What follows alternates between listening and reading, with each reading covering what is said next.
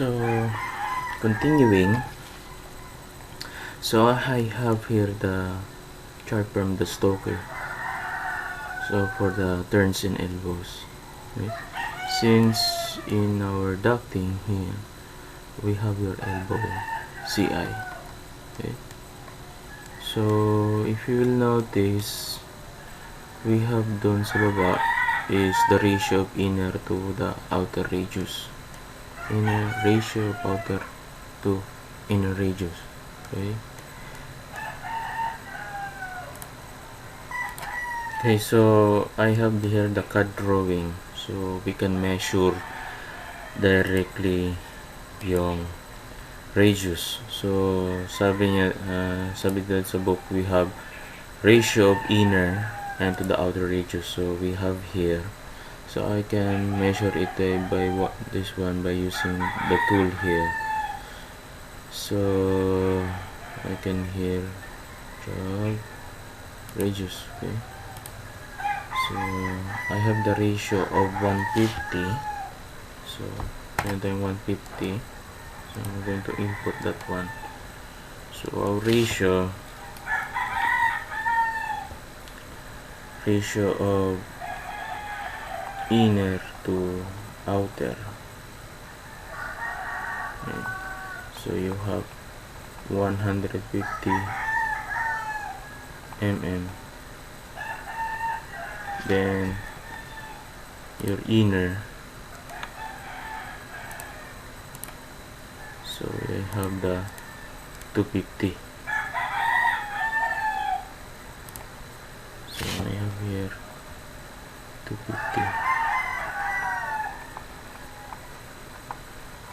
So divide that one. So I have the value of 0.6. Now notice, so inner to outer, we fall behind na 0. 0.3, 0.4. Okay, so here you will notice that we are fall behind doon sa sa lampas na tayo doon sa 0. This is already 0.5, so it's far behind. So one way is to use the table from the SMACNA.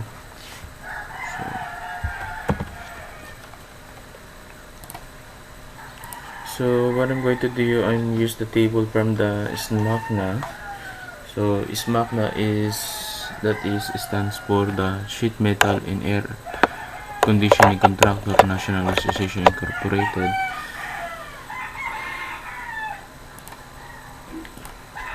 So I have here the table from the SMACNA. So we have the coefficients for 90 degrees elbows, correction factor for Reynolds number. Okay, so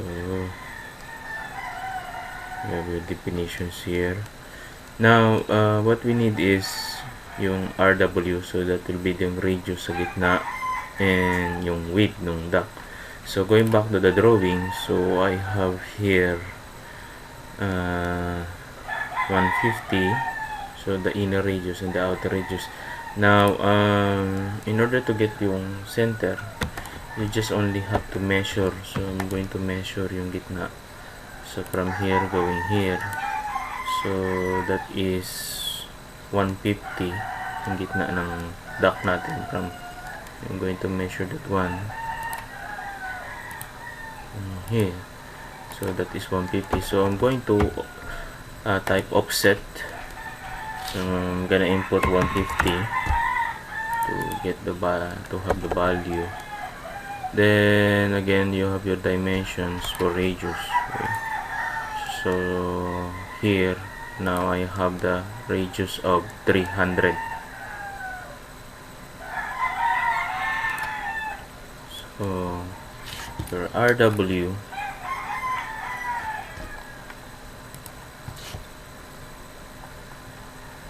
we have your RW, so that will be 300 divided by how much yung duct natin. So you have here the size is also 300. Okay? So I have also here the side which is also 300.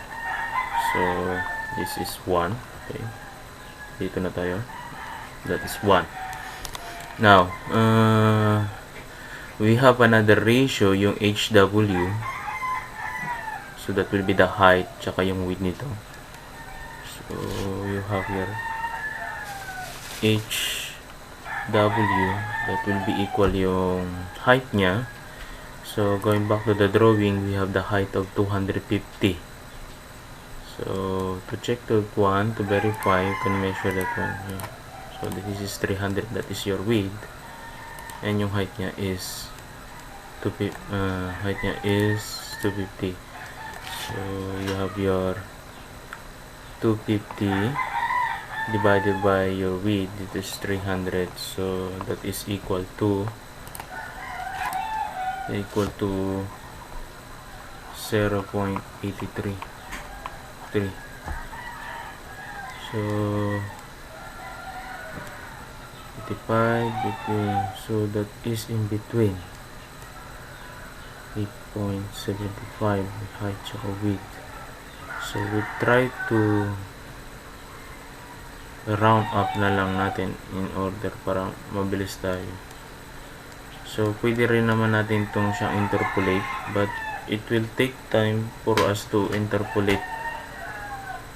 Will consume us more time kung usually we have to interpolate the values, but for para mabilisan, we try to shortcut, we try to round up this one, so we can round it to the wholest number, so it falls between it falls now into, so it falls to 1. Okay, so 1.1, then you have 0.1, so we have 0.21. So that will be the coefficient. So ito 0.21. So we try to substitute this one to your equation. You try to use it. So we have your P loss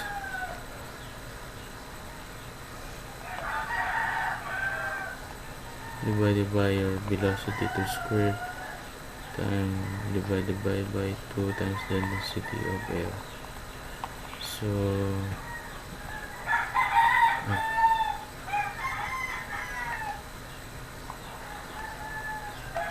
this is equal to 1. Okay?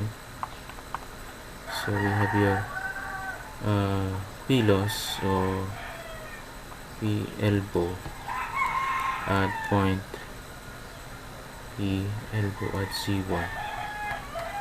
So we put a P elbow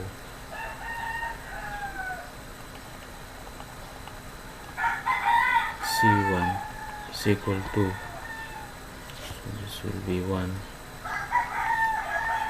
multiplied by your velocity doon. So ano yung velocity natin from here?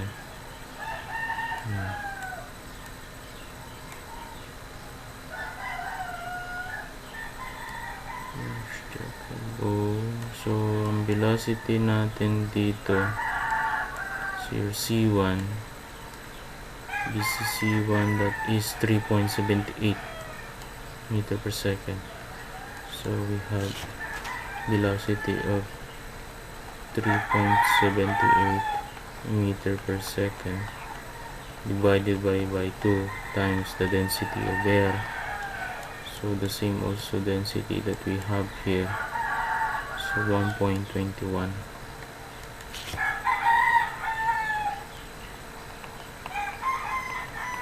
So that will be kilogram cubic meter. So we have now your pressure loss, your elbow Z1 is equal to, so ito pala naka-square, I forgot.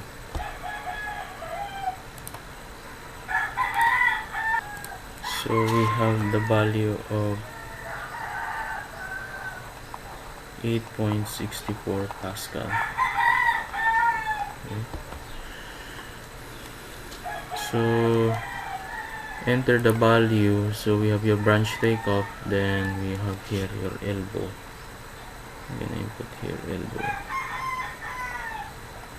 Okay. So the volume flow rate. So ilan yung volume flow rate niya? So we have the volume flow rate 600 cubic feet per minute. So I'm gonna convert that one into the value of liters per second. So we have the volume flow rate of 283 point conversion 200 from 600 CFM 283.617. So this is 17, and it is equal to your gallons per minute.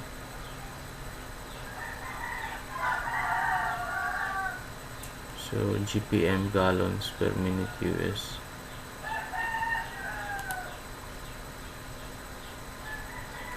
So we have 4,488.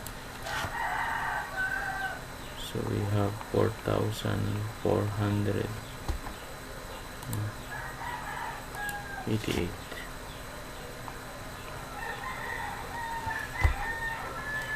So yung Reynolds number natin, so we need to compute pa rin pala.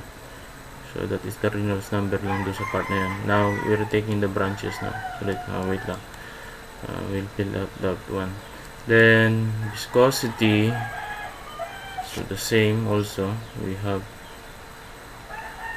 18.154 times 10 to the power of -6. Then the velocity is, now you have how much? 3.78 na ang velocity natin.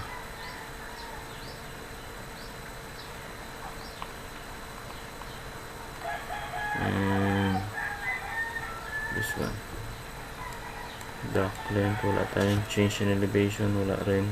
So leave it there. Equivalent, no need. Air density, so same temperature. So we still using 1.21. Then specific weights, the same also. Then the correction factor, okay. So usually friction factor, we can put it here from the chart.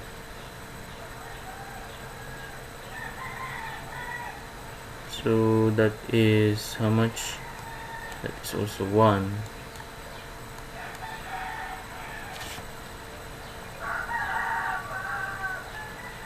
Let's change this one into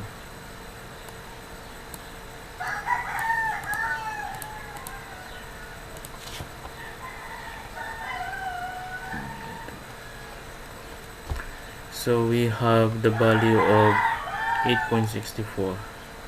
So almost the same siya no? Isa. So 8.64. Okay. For the Reynolds number, we need to compute. So Reynolds number natin, we have your equation. So that will be your RE. So that will be the density of your air. Then the velocity. So that will be BC1 na lang. Then you have your D equivalent divided by absolute dynamic viscosity. So you have your RE is equal to density of air, that is 1.21. That will be kilogram cubic meter. Then multiply by the velocity. So that will be 3.78 meter per second. Then the D equivalent, so you need to input also the D equivalent. So for the D equivalent, input it here. So that will be equal to your 2 times your HW divided by your H plus W. So we have the equivalent, that will be 2 times yung height niya. So we have the height of your duct, which is 250. Right. Then the width of 300. So divided by 250 plus 300. So we have now your the equivalent equal to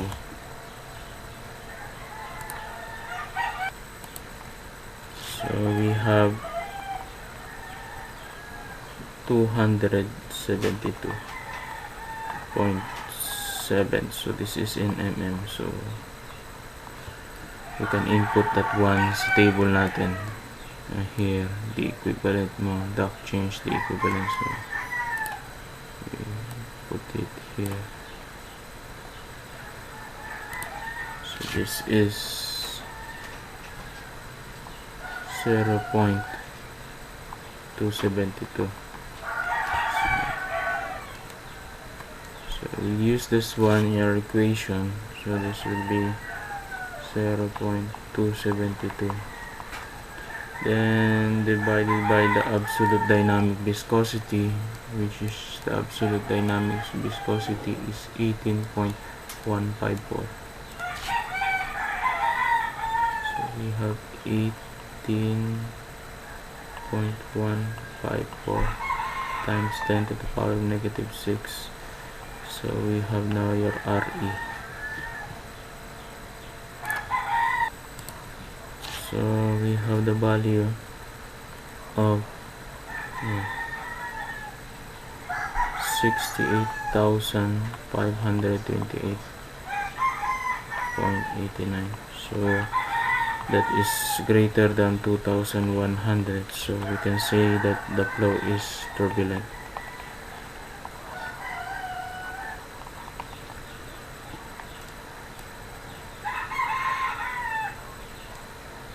I'm putting here, so that will be 68,528 turbulent.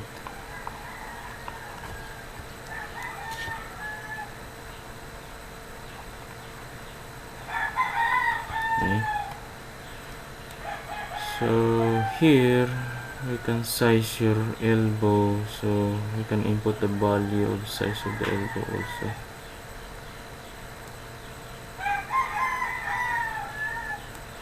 So take note, we assume na lang that this one is also the same, equal from this one.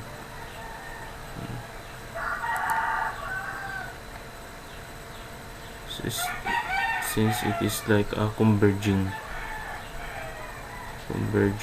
elbow.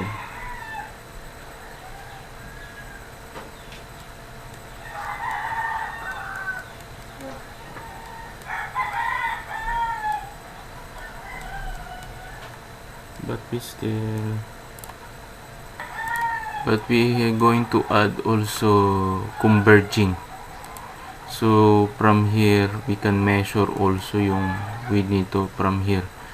So kanina we add yung value ng elbow, then we have a converging size from this size, which is, how much is this one? So this is, okay, so this is 150 by 250, then converging into 300 by 250. So we're going to add that one also, is a form of pressure loss din natin siya.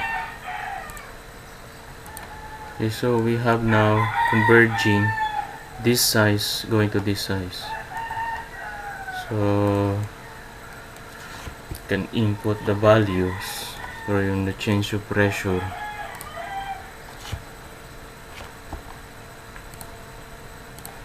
So we have your pressure loss.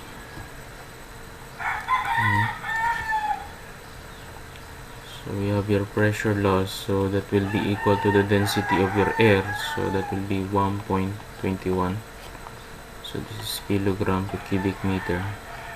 Then multiply it by the velocity ng duct there. So your velocity is 3.78. So meter per second. So this is divided by 2. Then we have your ratio of areas 1 and 2. So that is a form of converging.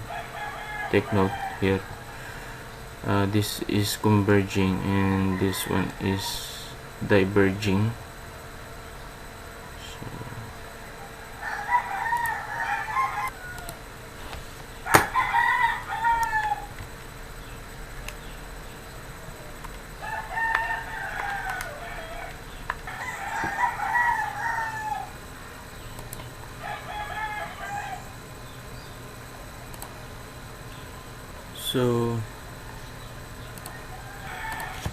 So we have the value of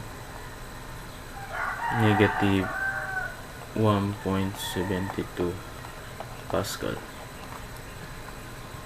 So from here you're converging, so you will notice here we are operator duct. Now since it is reduced, so from pabaliktad, so it become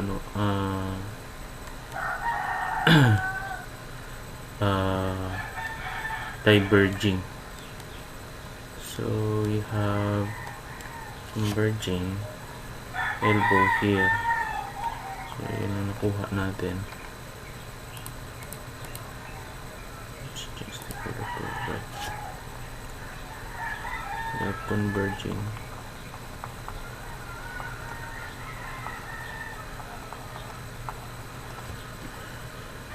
Then so the same flow rate we have 283.17, 4,488, then 68,528. So we have turbulent flow. So same viscosity we have here.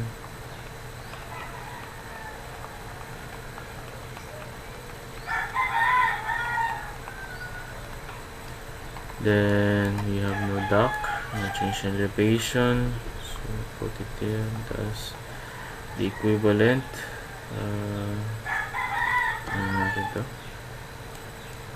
So we have 1.21, 11.87. So this is leave na natin. Then 1.72 Pascal.